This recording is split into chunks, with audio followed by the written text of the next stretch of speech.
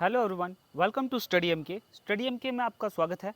आज के इस वीडियो में हम डिस्कस करने वाले हैं जेके एसएसबी क्लास 4th की जो रिसेंटली प्रोविजनल लिस्ट डिक्लेयर्ड हुई है, उसमें जिन लोगों के नाम हैं और जिन लोगों के नाम शॉर्टलिस्ट नहीं भी हुए हैं, उन दोनों के लिए ये वीडियो बहुत ही इंपॉर्टेंट होने वाला है।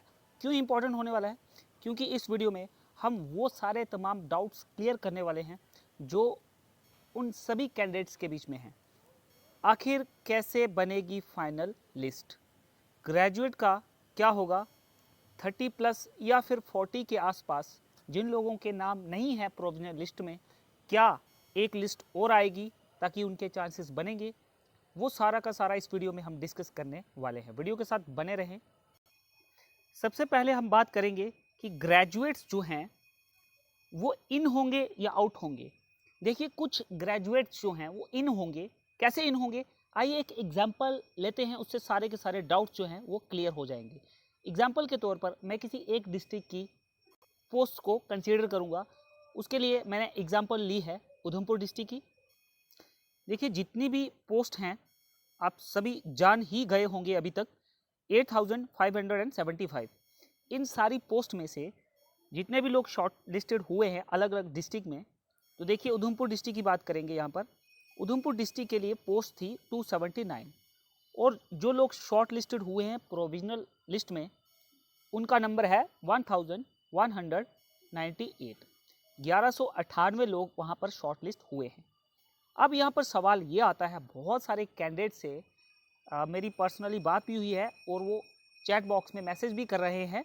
वो ये कह रहे हैं कि हमने पता किया है कि बहुत सारे, वो कह रहे हैं कि 90%, मोर देन 90% जो लोग शॉर्ट लिस्ट हुए हैं वो ग्रेजुएट हैं। अब देखिए, डॉक्यूमेंट वेरिफिकेशन क्यों रखा गया है, पूरा ध्यान से समझिएगा, आपके सारे डाउट क्लियर हो जाएंगे। बस पेशेंस बना के रखें। डॉक्यूमेंट वेरिफिकेशन जब होगी तभी तय होगा कि वो ग्रेजुएट है कि नहीं है। देखिए, ग्रेजुएट कौन से इन होंगे? जब आपने फॉर्म भरा था, फॉर्म भरते समय एक कट ऑफ डेट वहाँ पर सेटअप की जाती है रिक्रूटमेंट एजेंसी के द्वारा। वो क्लास 4th के लिए थी 25 अगस्त 2020। 25 अगस्त 2020 के बाद जिन लोगों की ग्रेजुएशन हुई है वो सारे के सारे ग्रेजुएट यहाँ पर एलिजिबल हैं। मुझे बहुत सारे ग्रेजुएट्स जो हैं वो कॉल कर रहे थे, मैसेज कर रहे थे। वो ये पूछ रहे थे कि हम लोग ग्रेजुएट हो गए हैं, वो हमसे एफिडेविट मांग रहे हैं, लेकिन हम तो ग्रेजुएट हो चुके हैं, हम कैसे ये एफिडेविट दे सकते हैं? देखिए, एफिडेविट क्या देना होगा कि ये जो लास्ट कट ऑफ डेट थी, इससे पहले आप ग्रेजुएट नहीं होना चाहिए। बस आपको ये लिखकर वहाँ पर देना है। इसके बाद वाले जितने भी ग्रेजुएट्स, यानी कि 25, मान लो कि किसी का रिजल्ट 26 अगस्त को हुआ है, निकला है, तो वो एलिजिबल होगा, वो कंसीडर किया जाएगा सिलेक्शन के लिए।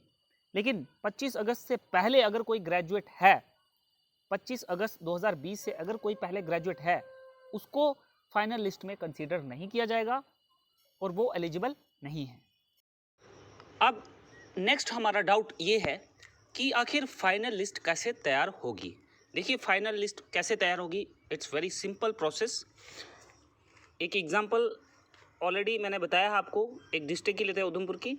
जैसे इसकी 279 पोस्ट हैं, तो इसके लिए शॉर्ट लिस्ट जो कैंडिडेट है 1198 हैं। तो जैसा कि बहुत सारे कैंडिडेट बता रहे हैं कि मैक्सिमम कैंडिडेट इस लिस्ट में जो हैं, यानी कि उधमपुर नहीं, हर लिस्ट में वो कह रहे हैं कि ग्रेजुएट्स हैं, मैक्सिमम ग्रेजुएट्स हैं। अब इसमें बहुत सारे कैंडिडेट जो होंगे, जब उनका डॉक्यूमेंट वेरिफिकेशन होगा, तो अगर वो ग्रेजुएट हैं तो ऑब्वियसली वो नहीं जाएंगे।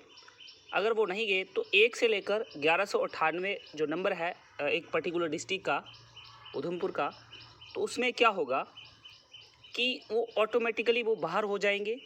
अगर इनका नंबर बहुत ज़्यादा है, ज़रूरी नहीं है कि ग्रेजुएट ही बाहर होगा, बहुत सारे ऐसे कैंडिडेट हैं जिन्होंने फॉर्म गलत भरा होता है, यानी कि उनको जो मार्क्स दिए होते हैं, जो उन्होंने 5 मार्क्स उनको मिले हैं या फिर 10 मार्क्स मिले हैं होम डिस्ट्रिक्ट का या फिर फैमिली में कोई भी जॉब नहीं करता है, इस तरह से उन्होंने एक्वायर किए हैं। लेकिन फिर भी अगर मान लो कि किसी के घर में लोग जॉब करते हैं, लेकिन उसने वहाँ पर फॉर्म में मेंशन किया कि नहीं करते हैं, उसको 5 पॉइंट मिले हैं। लेकिन बाद में अगर पाया जाता है आफ्टर डॉक्यूमेंट वेरिफिकेशन तो उसके 5 पॉइंट कट हो जाएंगे। तो ऐसे भी बहुत सारे कैंडिडेट जो है वो इस लिस्ट से आउट होते जाएंगे।